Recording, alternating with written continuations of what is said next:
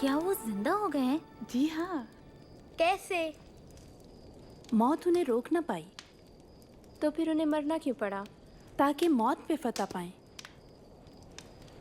हाँ, मैं उस दिन ना समझ पाई, लेकिन जिंदा होने के बाद वो हम पर कई मर्तबा जाहिर हुए और हमें तबलीग की।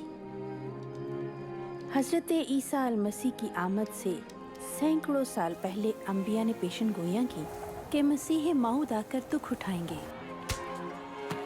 हजरत इशाया फरमाते हैं, हमारी खताओं के सबब से घायल हुए, हमारे गुनाहों के बायस कुछ ले गए, हमारी ही सलामती के लिए उन्हें सजा मिली ताकि उनके मार खाने से हम शिफा पाएं। हजरत मूसा ने फरमाया, जो कोई लकड़ी पर लटकाया गया लानती है। जब हजरत ईसा ने सलीब पर वफात पाई तो उन्होंने आपके और मेरे गुनाहों की सजा और मौत अपने ऊपर ले ली। अल मसीह के मसलूब और जिंदा होने से हमें इब्लीस के आहनी पंजों से आज़ादी, तारीकी की कुव्वतों से रिहाई और खौफ और शर्मिंदगी की जिंदगी से आज़ादी मिल गई। अल्लाह ने इस बरकत का वादा हजरत इब्राहीम से उस वक्त किया जब ये फरमाया कि उनके वसीले से तमाम लोग बरकत पाएंगे। सब लोग? ख़वातीन भी? हजरत ईसा अल मसीह ने मुझे दुख्तरे इब्राहीम कहा, तुम बहुत ही खुशकिस्मत हो, ऐसी जिसे वो बरकत देना चाहता है, उस औरत जैसी जो 12 बरस से बीमार थी, या जैसी मैं हूं। अब खौफ और शर्मिंदगी में जिंदगी बसर करने के दिन गए। ये नहीं कि अल्लाह हम पर नजर नहीं करता या हमारी सुनता नहीं। मसीह ने अपनी बाबत फरमाया, कुदरत इलाही मेरे साथ है, उसने मुझे गरीबों को नवीज सुनाने के लिए चुना है, उसने मुझे कैदियों को रिहाई बख्शने और अंधों को बिनाई देने के लिए भेजा है, सताए हुए लोगों को आजाद करने और ये बताने के लिए आया हूं कि लोगों को बचाने का वक्त आ गया है।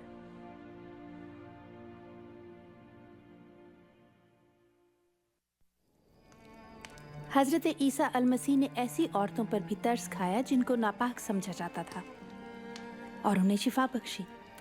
हजरत ईसा अल मसीह ने औरतों, मर्दों, बच्चों, पारसाओं और गुनाहगारों में भी तबलीग की और उनका वक़ार बहाल किया और बड़े ही तरस का इजहार किया। लोगों को शिफा बख्शी, उनमें से जिन्नात निकाले और बच्चों को शैतान के चुंगल से आज़ाद किया। इससे जाहिर होता है कि आपको हर किस्म की शैतानी कुव्वतों पर भी इख्तियार था। हजरत ईसा ने मुर्दे जिंदा किए। आपने साबित किया कि मुझे मौत पर भी इख्तियार है।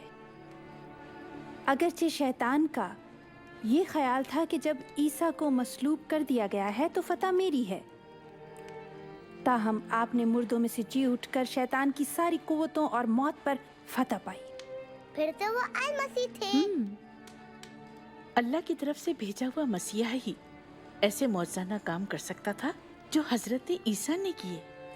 ऐसा वही कर सकता है जो खुदा तरस, कादिर और काबिल एतमाद हो, जैसे हजरत ईसा हैं, कि आप पर ईमान लाया जाए। जब अल्लाह ताला ने दुनिया बनाई तो उसने मर्द-ओ-ज़न को अपनी हुजूरी से लुत्फ़ अंदोज़ होने के लिए बनाया और यही उसका मंसूबा था। लेकिन हमने उसका यकीन न किया और हुक्म दूली की। इस अलमिया ने हमें अल्लाह से जुदा कर दिया और मर्द और औरत का करीबी रिश्ता भी मुतासिर हुआ। हमने भी ये रवायत जारी रखी। कलामुल्लाह में लिखा है कि कोई भी नहीं जिसने गुनाह न किया हो, गुनाह की सज़ा अल्लाह ताला से दूरी और मौत है। लेकिन अल्लाह ताला नहीं चाहता कि हम उससे और उसकी मोहब्बत से दूर होकर शर्मिंदगी और खौफ में ज़िंदगी गुजारें। जैसे अल्लाह ताला ने फर्जंदे इब्राहीम की जगह मेंढा मुहैया किया, वैसे ही उसने हज़रत ईसा को भेजा कि हमारी जगह कुर्बान हों। आपकी जिंदगी, मौत और जी उठने के बायस अल्लाह ताला के साथ उन लोगों का ताल्लुक बहाल हो जाता है जो आप पर ईमान लाते हैं, और खुदाए कादिर के साथ ये करीबी ताल्लुक कभी खत्म नहीं होगा। सलीब पर एक डाकू मरते वक्त हजरत ईसा पर ईमान लाया तो आपने उस वक्त वादा फरमाया कि तू आज ही मेरे साथ जन्नतुल फिरदौस में होगा।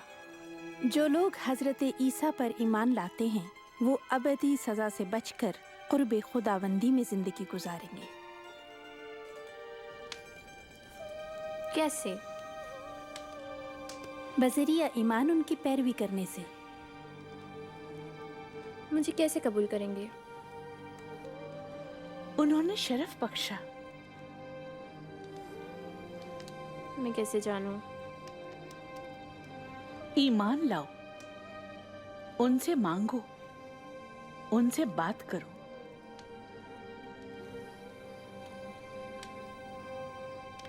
ऐ मेरे परवरदिगार, तेरी जात पाक है।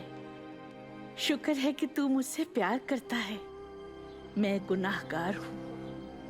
शुक्र है कि तूने मसीह मौत को भेजा ताकि हम शर्मिंदगी की लानत और जुर्म से निजात पाएं। शुक्र है कि आप मेरे लिए कुर्बान हुए। मैं अपने मसीहा की पैरवी करना चाहती हूँ। शुक्र है कि मुझे माफ फरमाया और कबूल किया। शुक्र है। आमीन, आमीन। शुक्र हो, उसका शुक्र हो।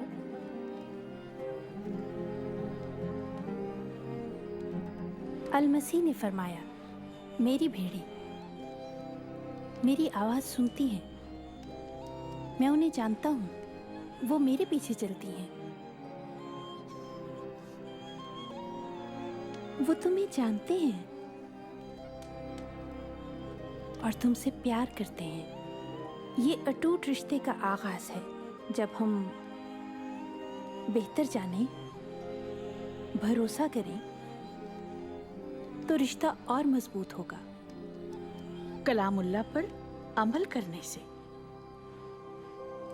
ईमान के साथ उनसे दुआ करते हैं अहले ईमान से रफाकत रखते हैं और जो अलमसीह ने फरमाया वो जहन में रखते हुए दूसरों को बताते हैं।